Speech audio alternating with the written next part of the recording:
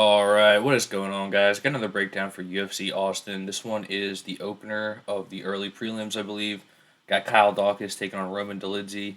This fight was supposed to happen in the past. Both guys have had a lot of fights fall through over the last year and a half or so. But yeah, they're about even on reach, and Daukaus just an inch taller. But yeah, that reach advantage is the same. So I will start with Roman Dolidze.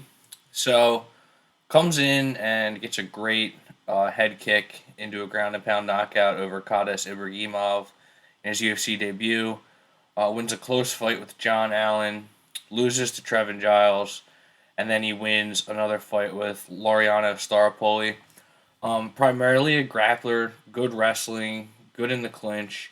Does have sub ability. I believe he has a heel hook at one point.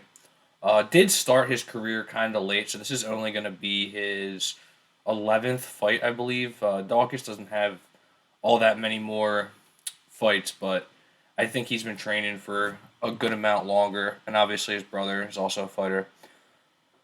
But yeah, for Roman Dolidze, the one thing I don't like is he's fairly low output. He wins these matchups that are winnable, like against Staropoli, no longer with the promotion.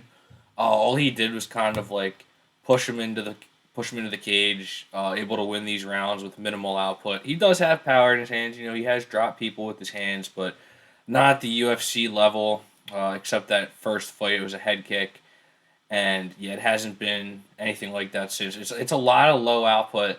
It's a lot of position over submission, and if I'm being real, guys, I think that Roman Dolidze is the most boring fighter on the roster.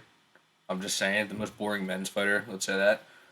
But I'd love to hear some MMA intellectual defend how Roman Dolidze is an exciting fighter. But anyway, yeah, like just a lot of clinch, a lot of just out grappling in favorable matchups. You know, Staropoli was a small middleweight.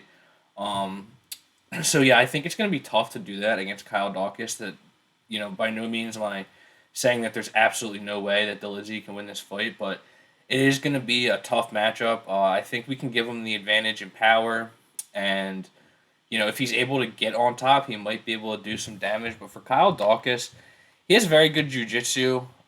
He got the Darce choke against Jamie Pickett last time out, and again, like I think Kyle Daukaus got the shorter end of the stick compared to Dolidze. Again, both of these guys have had fights fall through. They were supposed to fight each other in November.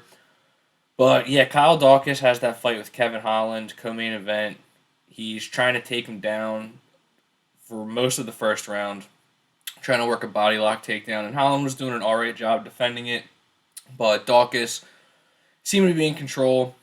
They separate accidental headbutt. Holland gets knocked out. It's ruled a no contest. They immediately rebook it for a month later, but then Holland ends up moving down to welterweight where he belongs, I think. And yeah, it's good they didn't reschedule this fight as much as it sucks for Kyle Daukaus because, it would have been bad for Kevin Holland's chin.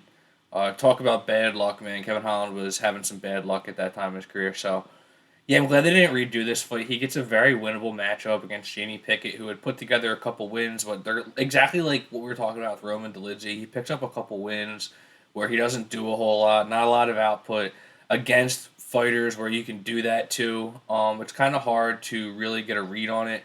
And yeah, I thought that was a very winnable matchup for Daukaus. He did lose that fight to Phil Hawes. I thought there was some considerable hype on Daukaus at that point.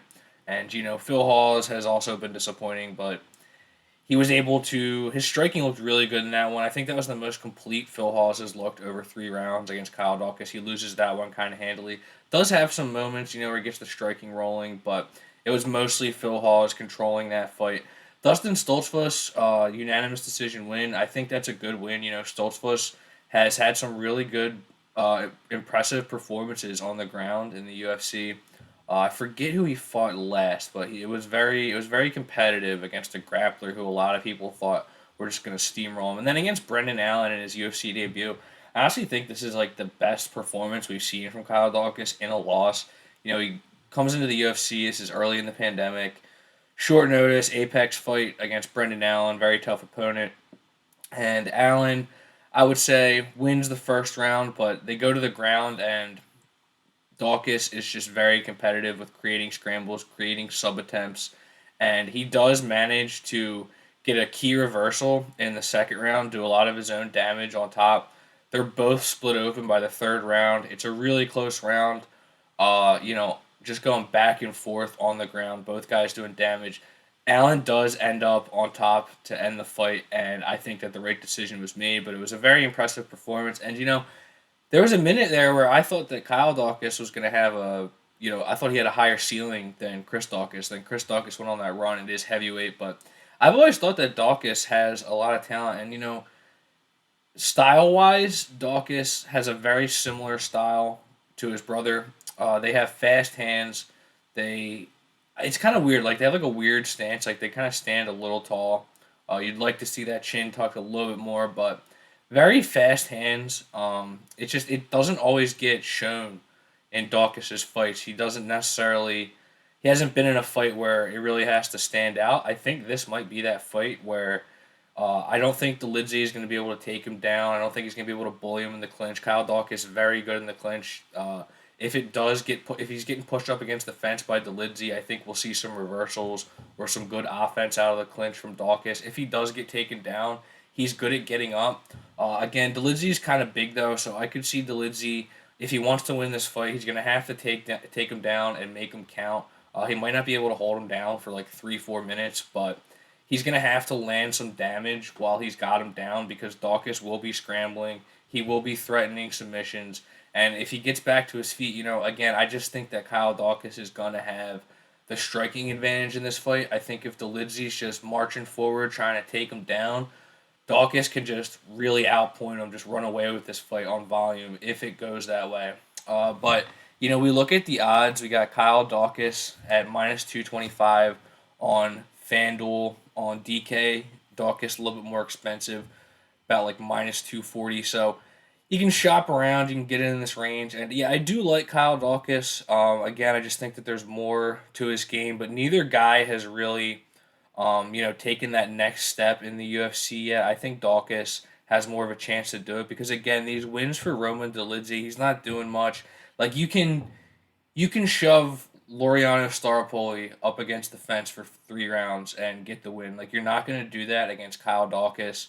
And again, it's like we just saw this same exact style with Jamie Pickett, and he got choked out. So I think it's going to look similar. I think Kyle Daukaus is going to win this fight. It's just price wise, it's a little expensive. It's not a high betting priority for me. We'll see how the line goes, but I do think Kyle Daukaus is going to get this one done. The bookmakers seem to be on it already. So yeah, I do like Kyle Daukaus. Can't really pick a method. I would say decision, but I'm not going to bet a method. I'm just going to stick with the money line. So thanks for watching, guys. Sure, subscribe and take it easy.